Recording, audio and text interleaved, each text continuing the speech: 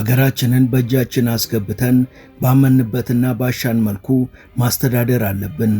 እኛ ለሕዝቡ አስበን በአግባቡ ካስተዳደርን ሀገራችንን ማበልጸግ እንደምንችል በተግባር እናሳያቸዋለን ብሎ ትራኦሬ ቃል ገብቶ እንደነበረው በእርግጥም ቃሉን ጠባቂ የተጣለበትን እምነት አክባሪ መሆኑ በተግባር እየታየ ነው። እስካሁን ማንነቱ ሳይቀየር ከአቋሙም ዝንፍ ሳይል ራሱንም ሀገሩንም አስከብሮ መምራቱን ቀጥሏል። በተለይ ደግሞ ባለፉት 2 ዓመታት ውስጥ የጀመራቸው 8 ሜጋ ፕሮጀክቶች በቡርኪና ፋሶ ሁለንተናዊ ለውጦችን ማምጣት ችለዋል። የቡርኪናውያን ሕይወትም በእጅጉ ተሻሽሏል። ለመሆኑ በቡርኪናቤ ላይ ስር ነቀል ለውጥ ያመጡ 8ቱ የትራኦሬ ሜጋ ፕሮጀክቶች የትኞቹ ናቸው? That's why we decided to revolt and take the destiny of our countries into our own hands. Burkina Faso is no longer just rising. It's building something the world was never supposed to see. ሰላም በመላው ዓለም የምትገኙ ውድ የመሿለኪያ ቤተሰቦች፣ በዛሬው መሰናዷችን በበርካቶች አድናቆት ስለተቸራቸው የትራኦሬ 8ቱ ሜጋ ፕሮጀክቶች እናወጋችኋለን።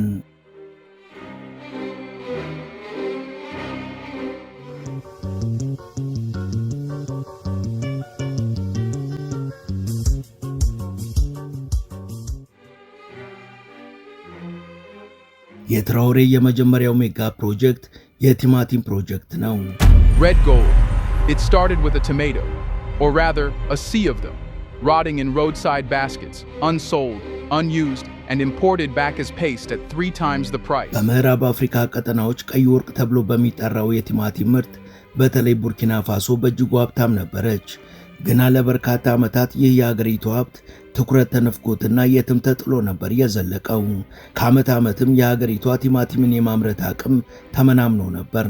ትራኦሬ ወደ ስልጣን ከመጣ በኋላ ታዲያ ከማዕድናት ያልተናነሰው ይህ የቲማቲም ምርትን ባክኖ መቅረት የለበትም ብሎ $8.9 ሚሊዮን በማውጣት የቲማቲም ምርትን በእጥፍ ማሳደግና ዳጎስ ያለ ገቢ ማግኘት ተችሏል። በእርሻ ምርቱ ታዋቂ በሆነው ፖንጎንጎ በተባለው የአገሪቷ ግዛት ውስጥ ተገንብቶ ስራ የጀመረው የኢንዱስትሪ በየቀኑ በርካታ ኩንታል ቲማቲሞችን እያመረተ ይገኛል። የሀገሪቷ ትልቁ የምግብ ጦር መሳሪያ የተባለው ይህ የቲማቲም ፕሮጀክት ከፍተኛ ስኬትን እያስመዘገበ ሲሆን በመጀመሪያ የምርት ዓመቱ ብቻ $11.2 ሚሊዮን ገቢን ማስገኘት ይችላል ሲሉ የፕሮጀክቱ ዋና ኃላፊ አዚዝ አግናን ተናግረዋል።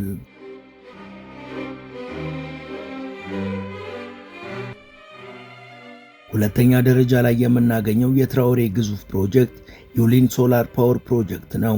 The Yulin Solar Power Program is Burkina Faso's boldest energy project to date. ዩሊን ሶላር ፓወር ፕሮጀክት ተብሎ የተሰየመው የግዙፍ ፕሮጀክት የሶላር ኢነርጂን ተጠቅሞ የሀገሪቷን የኤሌክትሪክ አቅርቦት ችግር ይቀርፋል ተብሎ ተጠብቋል። ይህ ፕሮጀክት 115 መንደሮችንና ከ300,000 በላይ ሰዎችን ለመጀመሪያ ጊዜ ከመብራት ጋር የሚያገናኝ ነው ተብሏል። ይህ ፕሮጀክት በተለያዩ የገበያ ስፍራዎች፣ በትምህርት ቤቶች፣ በክሊኒኮችና በመኖሪያ ቤቶች እንዲሁም በሌሎች ስፍራዎች ላይ አገልግሎት እንዲሰጥ ይደረጋል ተብሏል። ይህ ደግሞ ለሀገሪቷ ነዋሪዎችና ለወጣቶች የተሻሉ በርካታ የሥራ አማራጮችን ይፈጥራል ተብሎ ይጠበቃል። እነዚህ የሶላር ፓናሎች በሀገሪቷ ባለሙያዎች የሚገጣጠሙና የሚተከሉ መሆናቸው ደግሞ ከኤሌክትሪክ አቅርቦቱ በተጨማሪ ለበርካቶች የሥራ ዕድልን የፈጠረ ሆኗል። ዩሊን የተሰኘው ይህ ሜጋ ፕሮጀክት ለ300,000 ሰዎች የኤሌክትሪክ አገልግሎትን ከመስጠቱ ባሻገር የሀገሪቷ ኢኮኖሚ ዘርፈ ብዙ በሆነ መልኩ የበለጠ እንዲቀላጠፍ የበኩሉን አስተዋጽኦ ያበረክታል ተብሏል።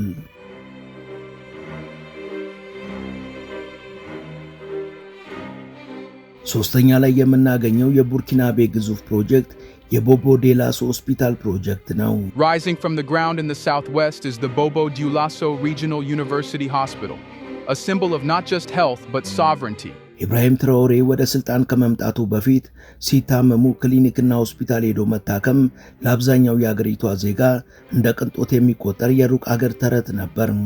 አሁን ግን ምስጋና ለትራኦሬ ድረስና ቡርኪናውያን ሲታመሙ ወደ ክሊኒኮችና ወደ ሆስፒታሎች መሄድ ከጀመሩ ሰንበትበት ብለዋል። ይህ የቦቦ ዴላሶ ሪጂናል ዩኒቨርሲቲ ሆስፒታል የጤና ችግርን ብቻ ሳይሆን የሉዓላዊነት ችግርንም የሚቀርፍ ነው ተብሏል። ከዚህ ቀደም የአገሪቷ ደቡባዊ ምዕራብ ክፍል በአስከፊ የበቂ ሕክምና እጥረትና ኋላ ቀር በሆኑ ሆስፒታሎች በእጅጉ ሲጎዳ የነበረ ሲሆን አሁን ላይ በዛ ግዛት የተገነባው የሆስፒታልና ሌሎች በርካታ ተንቀሳቃሽ ክሊኒኮች ደግሞ በዛ ክልል ላይ የሚኖሩ ዜጎችን ችግር በእጅጉ መቅረፋቸው አይቀሬ ነው ተብሏል። የግዙፍ ሆስፒታል ህሙማኖችን ከማከም ባሻገር በቀጣይ ዓመታት በቂ የህክምና ባለሙያዎችን ለማፍራት ልክ እንደ ጥቁር አንበሳ ሆስፒታል ለህክምና ተማሪዎች መማሪያነትም ያገለግላል ተብሏል።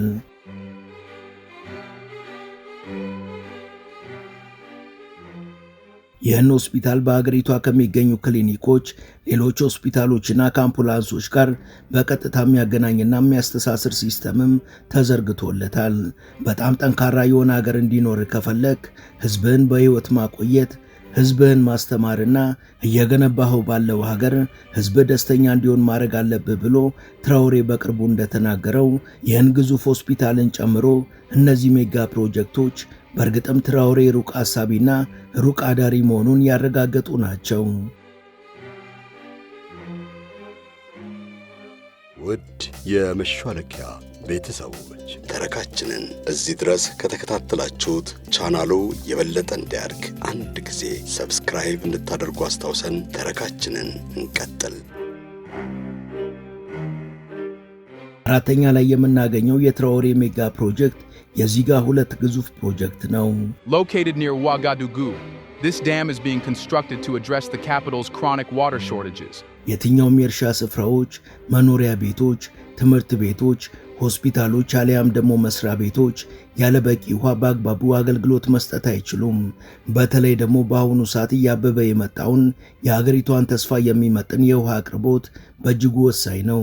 በሀገሪቷ የነበረውን አስከፊ የውሃ ችግር የሚቀርፍና አሁን ላይ ሀገሪቷ የደረሰችበትን ደረጃ ይመጥናል በሚል በትራኦሬ የታቀደው ይህ የውሃ ፕሮጀክት የዚጋ ሁለት ግድብን በመገንባት አንድ ተብሎ ተጀምሯል።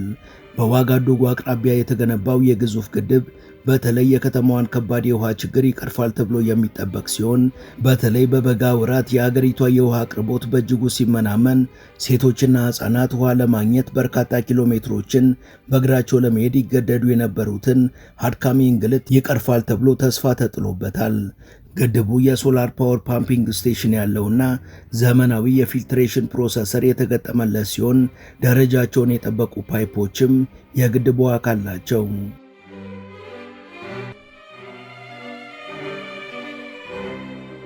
አምስተኛ ደረጃ ላይ የምናገኘው የቡርኪናቤ ሜጋ ፕሮጀክት ፋሶ ማዮ የከተማና የመኖሪያ ቤቶች ፕሮጀክት ነው።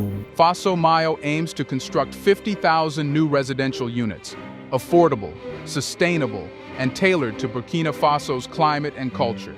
ፋሶ ማዮ የተባለው የግዙፍ ፕሮጀክት የቡርኪና ፋሶ ከተሞችን የበለጠ ለሕዝብ የተመቹ የሚያደርግ ከምንም በላይ ደግሞ በመቶ ሺዎች የሚቆጠሩ የአገሪቷ ዜጎች የነበረባቸውን የመኖሪያ ቤት ችግር በመቅረፍ የቤት ባለቤት እንዲሆኑ የሚያስችል ነው። በአሁኑ ሰዓትም የዚህ ፕሮጀክት አካል የሆኑ ከ100 ሺህ በላይ ቤቶችን የያዙ ኮንዶሚኒየሞች ግንባታቸው ተጠናቆ የፊኒሽንግ ሥራ ላይ ሲሆኑ ሙሉ ለሙሉ ግንባታቸው ሲጠናቀቅም ለሀገሪቷ ዜጎች በዕጣ በነፃ ይሰጣሉ ተብሏል። እነዚህ መኖሪያ ቤቶችን ለማግኘት ቅድሚያ የሚሰጣቸውም መምህራን፣ የሕክምና ባለሙያዎች፣ ሰራተኞችና የሰራዊቱ አባላት እንደሆኑ ተገልጿል። የሜጋ ፕሮጀክት በኮንዶሚኒየሞች ግንባታ ብቻ ሳያበቃ የበርካታ መንገዶች ግንባታ፣ የተለያዩ የአገልግሎት መስጫ ተቋማት ግንባታ፣ መሰረታዊ ለዜጎች የሚጠቅሙ ማዕከላት ግንባታንም ያጠቃልላል ተብሎ ተገልጿል።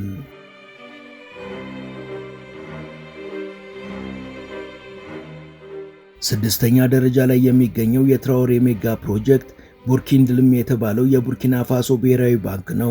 With a mission to serve ordinary Burkinabe, the bank is designed to extend financial access deep into the heart of the country. በሀገሪቷ ታሪክ የመጀመሪያው ብሔራዊ ባንክ የሆነው ቡርኪንድልም ባንክ ተገንብቶ አገልግሎት መስጠት የጀመረ ሲሆን ዋና ዓላማውም የሀገሪቷን ዜጎች አቅም ማሳደግና የመዋለ ንዋይ አቅማቸውን አጠናክሮ በተለያዩ ቢዝነሶች ላይ ተሳታፊ እንዲሆኑ ማስቻል ነው።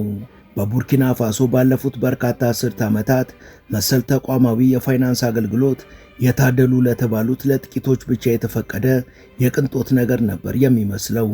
አሁን ግን በዚህ ባንክ ምስረታ ምክንያት ከጉሊት እስከ ካምፓኒዎች በተለያዩ ሴክተር ውስጥ የተሰማሩ የአገሪቷ ዜጎች በተሻለ የፋይናንስ አቅርቦትና በተለያዩ አማራጮች ለመታገዝና ለመገልገል በቅተዋል።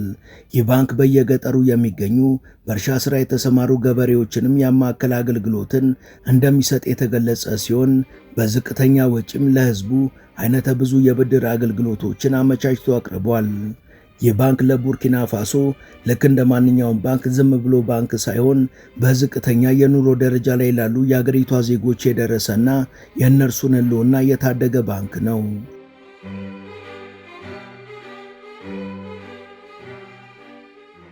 ሰባተኛው የቡርኪና ፋሶ ሜጋ ፕሮጀክት ፓክ ዲጂታል የተባለው ፕሮጀክት ነው። At the center of this revolution is PAC Digital, the $150 million digital transformation acceleration project. ከዘመኑ አንጻር በዲጂታሉ ዘርፍ ሀገሪቷ ራሷን ካላበቃች ትርጉም እንደሌለው የተረዳውና በአሁኑ ሰዓት ይህ የዲጂታሉ ዘርፍ ለሀገር ጠቃሚ መሆን እንደሚችል ያወቀው ትራኦሬ ፓክ ዲጂታል የተባለውን ይህን ፕሮጀክት ያስጀመረ ሲሆን በርካታ የኢኮኖሚ አማራጮችንም ይፈጥራል ተብሏል። የሀገሪቷን የብሔራዊ ደህንነት ትስስርም የበለጠ ብቁና ቀልጣፋ ያደርጋል ተብሎ ተጠብቋል። በአሁኑ ሰዓት ከ70 በመቶ በላይ ሂደቱ የተጠናቀቀው የግዙፍ የዲጂታል ፕሮጀክት ከሰነዶች አያያዝ፣ ከሀገር ደህንነት፣ ከመዋለ ንዋይ ቁጥጥርና ከተለያዩ ዘርፎች አንጻር የላቅ አስተዋጽኦን ያበረክታል ተብሏል። በተለይ ሀገሪቷ ሙስናን ሙሉ ለሙሉ ለማስወገድ እያደረገች ላለው ጥረት ከፍተኛ አስተዋጽኦን ያበረክታል ተብሏል። በዚህ ፕሮጀክት ስር የተካተተው አንዱ ተግባርም ወጣቶችን በዘርፉ አስተምሮና አሰልጥኖ ብቁ ባለሙያዎች ማድረግ ሲሆን ይህን ውጥንም ለማሳካትም የሀገሪቷ ወዳጅ ሀገራት ከሆኑት ከሩሲያ፣ ከቻይና እና ከሰሜን ኮሪያ በርካታ ባለሙያዎች ወደ ሀገሪቷ መጥተው ስልጠናዎችንና ትምህርቶችን መስጠት ጀምረዋል። በእነዚህ ባለሙያዎች የሚሰጡ ትምህርቶችና ስልጠናዎች ሲጠናቀቁ ብቁ ባለሙያ ሆነው የሀገሪቷን ተቋማትና የተለያዩ ሴክተሮች የሚቀላቀሉት የሀገሪቷ ዜጎችም የሀገሪቷን አቅም በእጅጉ ይጨምራሉ ተብሏል።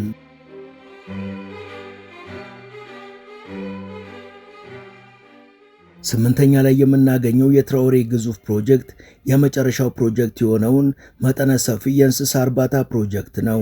From veterinary care to commercial feed production, the project is injecting science, infrastructure, and capital into a sector that supports millions of Burkinabe. አሁን ላይ ገና ከወዲሁ ስር ነቀል ለውጥ ማምጣት የጀመረው ይህ የእንስሳ እርባታ ፕሮጀክት እንስሳትን ከማርባት ጎን ለጎን ላለፉት በርካታ አስርት ዓመታት የሚላስ የሚቀመስ አጥቶ በችግር ውስጥ እየተላወሰ ይኖር ለነበረው የአገሪቷ ዜጋ ከምግብነት ጀምሮ ዘርፈ ብዙ ጠቀሜታን እያበረከተ ነው። በተለይ ደግሞ በገጠሩ አካባቢ በብዛት ለሚገኙት በእንስሳት እርባታ ለሚተዳደሩትና ከእርሻ ጎን ለጎን እርባታ ለሚያከናውኑ የገጠሩ ማህበረሰቦች የላቅ አስተዋጽኦን እያበረከተ የሚገኝ ግዙፍ ፕሮጀክት ነው። ይህ ፕሮጀክት እውን ከሆነ በኋላ በአገሪቷ የነበረው የእንስሳቶች ሞት በእጅጉ የቀነሰ ሲሆን የሀገሪቷ የምግብ አቅርቦት አቅምም በእጅጉ እንዲጨምር አድርጓል። በአሁኑ ሰዓትም ቡርኪና ፋሶ ከወትሮ በተለየ መልኩ የወተት የስጋና የምግብ አቅርቦቷ ካለፉት ዓመታት በብዙ እጥፍ ጨምሯል።